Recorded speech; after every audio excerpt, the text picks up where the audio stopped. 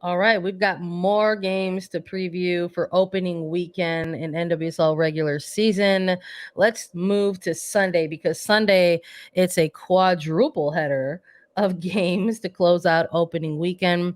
Let's start with Washington Spirit versus OL Reign. That one kicking off at 4 p.m. Eastern. Washington Spirit, the hosts in this one. Game's going to take place at Audi Field, and you could catch this game on Paramount Plus. Lisa, we got to talk about it. Oh yeah. We're a little nervous about this. We have concerns, right, about the Spirit and how they're gonna look this year, and they're going up against what are really the favorites, I think, moving into the regular season. It fluctuates, I think, depending on the day of the week. But OL Reign is a team that many pundits, many fans are high on and looking to, really go out there and contend for a number of titles this year, whether it's a Shield or a Challenge Cup or the championship. And we've got these two teams kicking off their seasons against each other. Uh, but does something like a home field advantage this Mhm. early in the season, mean that much for a team like the Spirit? Who are you picking in this one?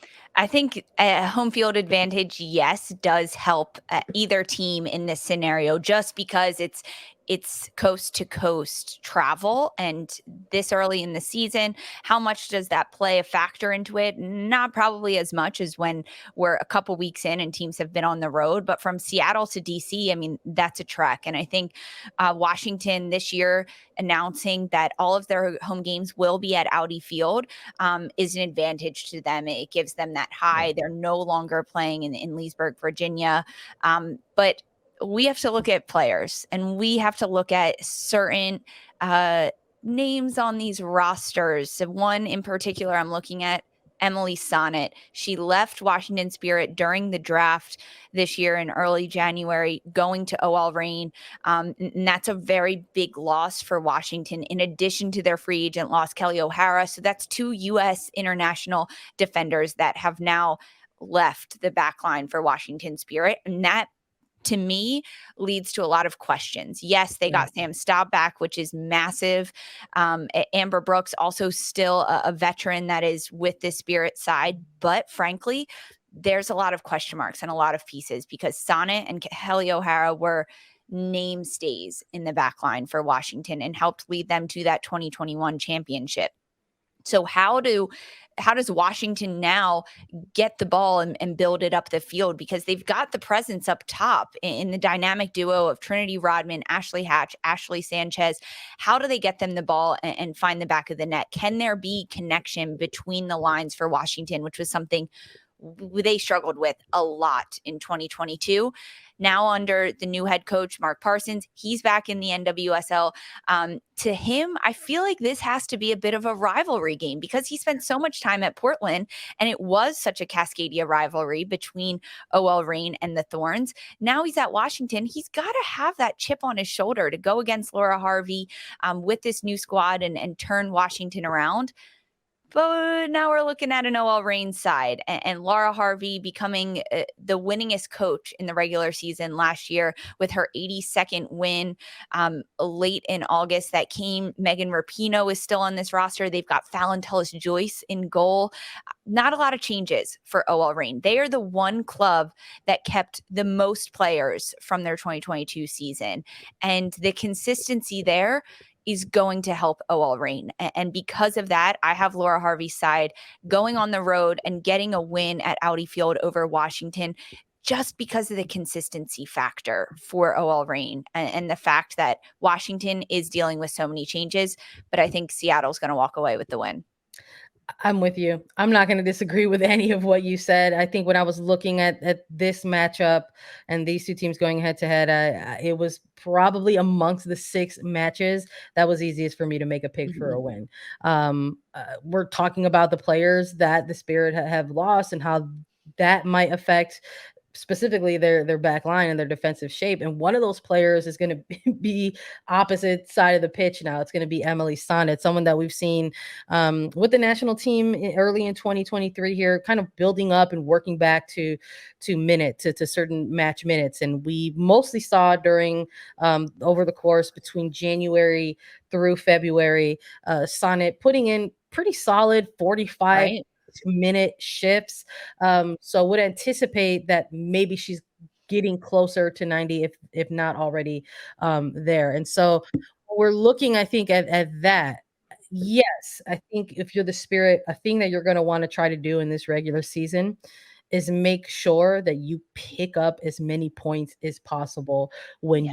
you have players like Trinity Rodman, Andy Sullivan, even who we know can Mhm. distribute the long ball, or someone like an Ashley Sanchez, when you have those pieces on your pitch. Because in the event that all three of those players are gone for the World Cup, it's going to be it's going to be pretty lonely in terms of the attack and where that's going to come from, because Ashley Hatch is someone who has spent some time in national team camps herself. And you're talking about anywhere from 3 to 4 players that could be gone for the World Cup. So while they're together, it's about getting the goals when you can get them and getting the Yeah. points when you can get them.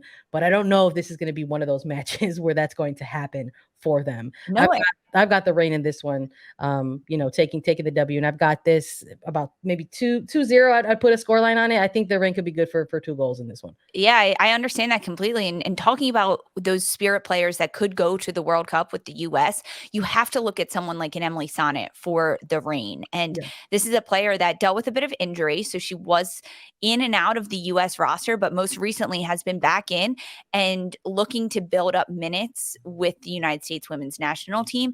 And if she can prove herself, I mean, US head coach Vlatko Andonovski has talked so much about how club play leads to what he wants to see at the international level. And I think Sonnet's a player at this point that has gone into OL Reign, has elevated her level, has elevated the Yeah. level of the players around her with that. Just based on her personal goals and the role she wants to play during the World Cup this summer, giving them a little bit more of an edge for sure for OL Reign and going up against Washington Yeah. and Mark Parsons. Absolutely. I just think there's more that's working in favor for the Rain that there is for the Spirit. This is also going to be the first game where we get to see Mark Parson on the sidelines for the Mhm. Spirit. What are the tactics that he's going to roll out with the Spirit moving forward in the regular season? How are the players going to respond to the coaching and the tactics? And we're gonna get that first glimpse of it on Sunday. So we're both going Rain in this match. Let's pivot a little bit to the another game that's taking place on Sunday. Let's chat a little bit about Portland Thorns and Orlando Pride. This one kicking off at 5 p.m. Eastern in Providence Park at Portland. You could catch it on Paramount Plus. Look, I just want to put a little teaser here. Okay, we're talking about exclusive interviews that we're gonna have on Attacking Third, and we might have something really cool coming up with an Orlando Pride player. And listen, we've seen a lot of cool things Mhm. coming out of the Orlando Pride organization throughout the duration of the off season, and we are eager to take a look at this team really take that actual first step in a rebuild and sort of lay out that foundation and get to see this team coached by Seb Hines for a full season. And we're excited about those things. But this is a massive game. They're going up against the reigning champions I know. in the Portland Thorns. And I think if you're just looking at things on paper, you're going with the reigning champions. But I'm very curious about your perspectives on this game, Lisa, because we're a little bit bullish at times on the Pride. Yeah, we tend to be. We tend to be. But you have to look at it like this: reigning league and championship MVP Sophia Smith forward with Portland Thorns. Um, she's back. They've also returned Christine Sinclair in the midfield, Bella Bigsby in goal. This is a Portland side that I believe has gotten stronger in the offseason and what they're trying to do. And going up against an Orlando side that is in a rebuild, right? This is a new year for the club with new ownership and new GM and Haley Carter that the club and the players and the coach, Seb Hines, are all very high on. Seb Hines is his first full preseason with the team. And we know that when Seb Hines took over towards the latter half of the 2022 season, he put the team through a little bit of a preseason. They were doing two-a-days, Orlando Pride. They were getting back on the right side of things. He was putting a bigger emphasis on defense than the team had ever had throughout 2022 at that point. And Orlando did have a little bit of a turnaround. They picked up a couple of wins in a row. They made it difficult to play in Orlando at that Exploria Stadium. But now, as Seb Hines had a full offseason, a first draft, one in which Orlando Pride had 3 draft picks, in which they signed them all: Messiah Bright, Emily Madrill, Summer Yates, a player in Emily Madrill, who I think we could actually see in this opening weekend as one of the rookies in this league, playing along that back line. And with Orlando, they are looking to turn the page. They've laid a new foundation, and now they want to build on it. However, building and construction, if anyone lives in the city, they know it takes forever when it's banging outside your door. It doesn't happen overnight. Yeah. And I don't think Orlando is going to be able to build the pieces to put up the stabilizing walls of that start of the foundation of them in this first opening weekend, going up against reigning champions, traveling to Portland, and having to get a little bit chilly, a little bit uncomfortable with the weather and the climate in Oregon. I think because of all those factors, Portland is going to be more comfortable and they're going to have the upper hand. I don't see it being a runaway game, though, in Portland's eyes, but I do think Portland's going to win, but I don't think it'll be a runaway game for the Thorns. I'm with you 100%. I've also got this as sort of a narrow kind of scoreline, and I think Portland does get the W in their week 1 home opener, but it's not going to be easy. You know, we're going to see a pretty hungry with nothing to lose type of Orlando Pride side, who are probably going to be motivated by the fact that they're going up against the reigning champions, but they spent all of their preseason in Florida. It's going to be a little bit of a different weather environment when they go to the Pacific Northwest. We'll see how that affects them as well. And I think for Portland coming out of their championship, while they did have to take a look at some things on the coaching staff side, they had the resignation of Rain Wilkinson. They tried to mostly keep the pieces of that championship winning team intact in order to run it back in 2023. So I think the familiarity is going to help them kind of get off to a good start in the early phases and stretches of the regular season, including this first match.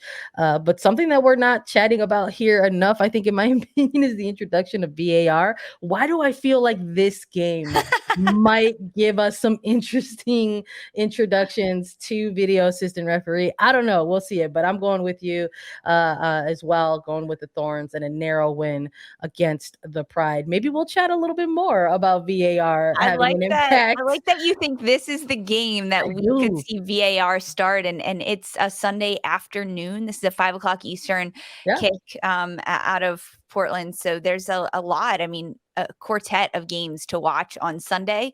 I think we'll get VAR before this one. We'll see. It out there. See. Maybe it'll be the controversial one. Maybe that's what it'll be. Yeah, I see that. This might be the game. We'll see what happens.